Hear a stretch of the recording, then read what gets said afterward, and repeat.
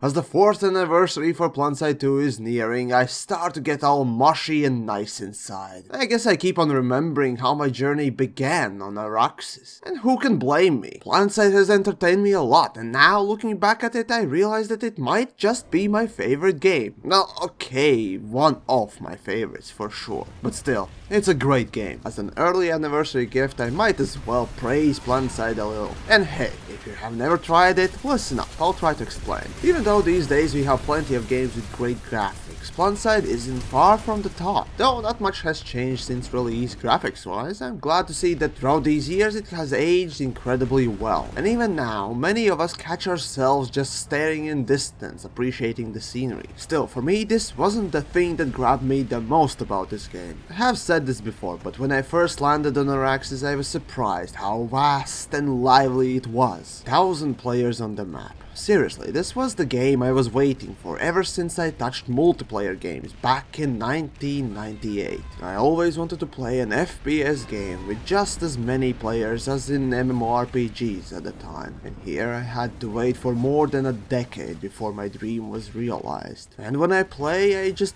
think about it. Every single vehicle and dot on the map is a player.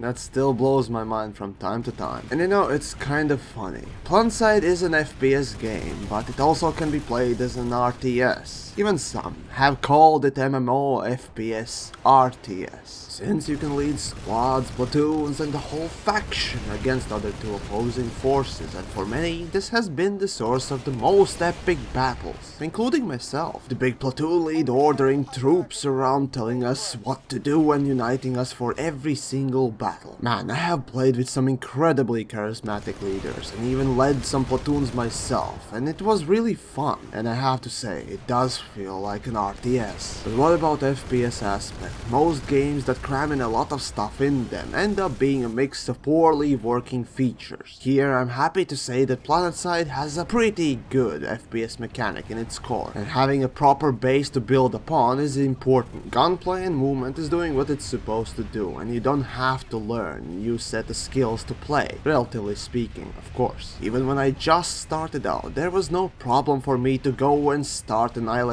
planetmans. And speaking of starting out, it's impressive to see the devs from time to time, bit by bit, improve new player gear and overall experience. But personally, I'm extremely happy that you can play a stealth class in Planetside. Ever since my first drop on Araxis, I was hooked on playing Infiltrator. The thought of sneaking and outthinking my enemy has always attracted me, and being able to do this in huge battles made me ecstatic. Seriously, for this, I say my biggest thanks to developers. I don't know what I would do if Infiltrator wasn't put in this game. That aside is just one class out of 6, another 5 have their specific roles, abilities, different playstyles and weapons in store. And of course, that's not all. Having vehicles is a big part of what makes this game a great one. And so if you're not fond of infantry battles, you can always pilot aircraft or tanks. And make no mistake, they're quite fun too. Even though my experience with aircraft often end up in ball of fire falling from the sky, dogfighting others can be quite incredible. And tank battles. Oh man, in Planetside I have participated in some grand battles, and best of them have always been with tanks. Just a huge slugfest involving at least 60 tanks is just a sight to see. If you have never had this experience while playing Planetside, I tell you, you have missed out greatly. And with recently added construction system, battles involving player build bases always bring something new to the table, which is really the blessing of this game. No battle